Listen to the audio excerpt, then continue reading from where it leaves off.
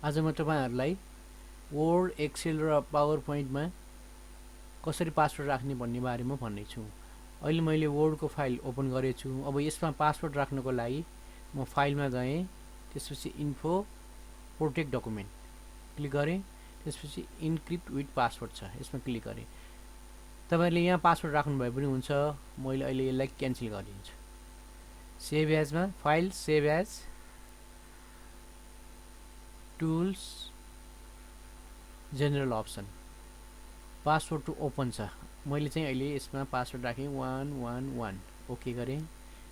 रि enter password to open, फेरि त्यही पासवर्ड राख भन्छ, 111 राखेँ, ओके, सेभ गरेँ। अब म वर्डको फाइललाई क्लोज गरिदिन्छु। अब फेरि वर्डको अघिकै फाइल ओपन गर्छु। अब हेर्नुहोस् त यसमा पासवर्ड माग्यो, अब 111 राखेँ, ओके गरेँ। अब कुनै पनि फाइलमा चाहिँ यो पासवर्ड राख्ने तरिका चाहिँ यो भयो। अब यसमा चाहिँ हामीले कपी पेस्ट सबै गर्न सकिन्छ। हेर्नुहोस् त कपी गरेँ मैले, यहाँ पेस्ट सबै भइरहेछ, सबै काम गर्न मिल्छ। अब यसलाई चाहिँ कपी पनि गर्न नसकोस्, पेस्ट पनि गर्न नसकोस् र यसमा केही पनि गर्न नसकोस् भन्नको लागि हामीले एउटा चाहिँ यहाँ टुलबार ल्याउनु पर्ने हुन्छ। त्यसको लागि यहाँ हामीले रिभ्यू र भ्यूको सँगै यहाँ टुलबार जहाँ क्लिक गर्नुभयो भने हुन्छ, क्लिक गरेँ। त्यसपछि यहाँ कस्टमाइज रिबन छ, यहाँ डेभलोपरमा क्लिक गरेँ, त्यसपछि ओके गरेँ। यहाँ डेभलोपर टुल आयो, त्यसपछि यहाँ डेभलोपरमा क्लिक गर्ने, त्यसपछि रेस्ट्रिक्ट एडिटिङमा क्लिक गर्ने, त्यसपछि सेकेन्ड नम्बरमा एडिटिङ रेस्ट्रिक्सनमा यहाँ क्लिक छैन भने क्लिक गर्नुहोस्, राइट क्लिक गर्नुहोस्। त्यसपछि यहाँ अहिले चाहिँ ट्र्याक चेन्जेसमा सिलेक्सन भइरहेछ, हामीले चाहिँ यसमा चाहिँ फिलिङ विथ फर्म्समा सिलेक्सन गर्ने। त्यसपछि यस स्टार्ट इन्फोर्सिङ प्रोटेक्सन छ, त्यसमा क्लिक गर्ने। यसमा पासवर्ड मागिरहेछ, अहिले मैले यसमा पनि 111 राखेँ, तल पनि 111 राखेँ, ओके गर्ने। अब हेर्नुहोस् त यसमा केही पनि गर्न मिलेन, कपी पेस्ट केही पनि गर्न मिलिरहेछ नि। यसरी चाहिँ हामीले यो टेक्स्टलाई पनि प्रोटेक्सन गर्न सक्छौँ। अब म वर्डलाई क्लोज गर्छु, सेभ गरेँ, क्लोज गरेँ। अब एक्सेल फाइललाई ओपन गर्छु म। एक्सेल फाइलमा पासवर्ड राख्नेलाई पनि सेममै प्रोसेस हो। इन्फोबाट प्रोटेक्ट डकुमेन्टमा जानुभयो र तपाईँले इन्क्रिप्ट विथ पासवर्ड यहाँबाट जानुभयो पनि भयो, या तपाईँले सेभ एज गर्नुभयो र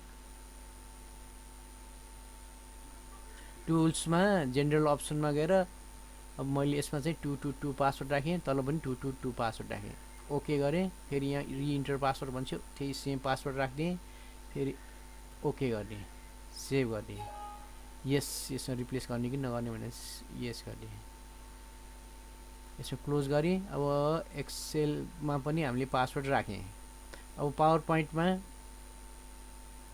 पनि राख्नलाई सेम प्रोसेस, फाइल, इन्फोमा गएर protect document, encrypt with password यहाँबाट जानुभए पनि भयो, वा फाइल सेभ एज,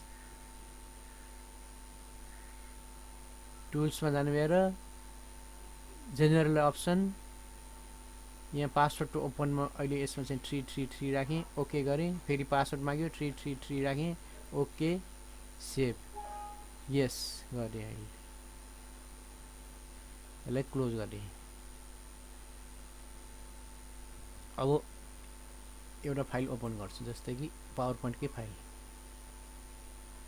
यसमा पासवर्ड माग्यो, मैले 333 राख्दिएँ, ओके गरिदिएँ, यो ओपन भयो। अब यसको पासवर्ड राखेको फाइललाई पासवर्ड हटाउनुको लागि हामीले सेम प्रोसेस फेरि सेभ एजमा जानुहोस्, त्यसपछि टुल्समै जेनरल अप्सनमा गएर हामीले जुन पासवर्ड राखेको छ त्यसलाई हटाइदिएर ब्ल्याङ्क राख्नुहोस्, ओके गर्नुहोस्, सेभ गर्नुहोस्, यस गरिदिनुहोस्, अनि यहाँबाट बाहिर आउनुहोस्। फेरि त्यही फाइल खोलौँ,